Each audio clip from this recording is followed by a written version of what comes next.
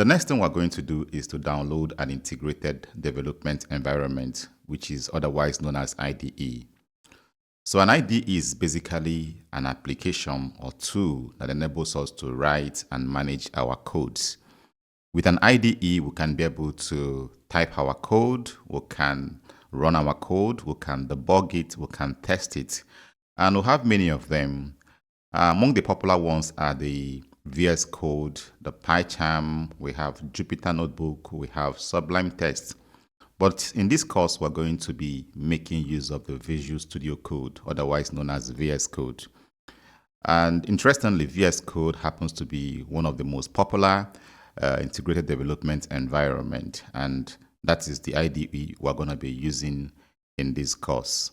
Now let's head over to our browser and download the VS Code.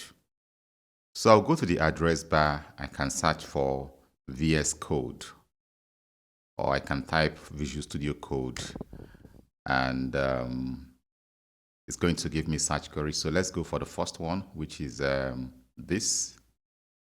So I'm going to click it, and this is the website for Visual Studio Code, and I'm going to click on download for Windows. So I'll click it, and you can see your VS Code should start shortly. Of course, it has already started downloading. If you look at the progress bar, you can see that the download is already in progress. So after the download, we're going to install it. Installation should be very straightforward. Now that the download has been completed, we're going to install the Visual Studio Code. So I'm going to click on this to open up the setup dialog box. And I'm going to accept the agreement, click on next. I can specify the location where I want the installation to go, but I'm going to leave it the way it is. I'll click next. And if you want to have a shortcut of VS Code on your start menu, you can check this option. But if you don't want, you can just leave it the way it is. So I'll just click on next. This one is for desktop icon. I'll click on next and install.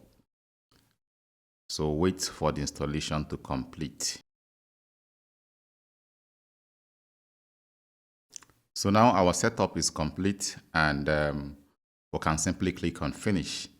So we're going to leave this checkbox checked because we want to launch Visual Studio Code immediately. So I'll click on finish, and this is going to launch the VS Code application.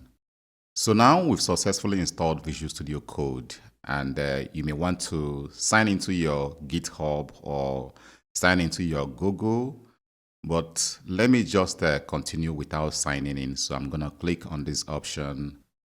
Now I'm going to be choosing the theme that I want for the VS Code.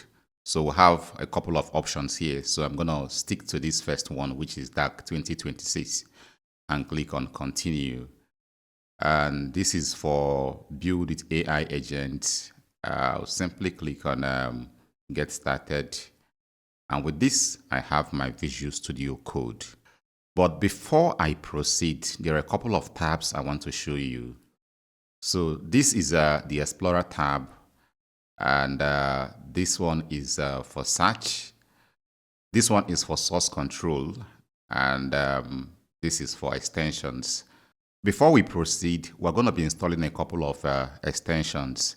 And the first extension we're going to be installing is the Python extension, which is of course showing here. But in case it is not showing, you simply type Python, and it is going to give you a list of Python extensions. And for the Python extension, we're going to be using the one authored by Microsoft, which is this very first one. I'll simply click on it to install the extension.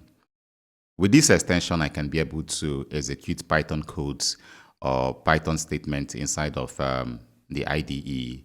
So that's the essence of installing the extension. So while the extension is installing, I can go ahead and install the second extension, and I'm going to type code runner.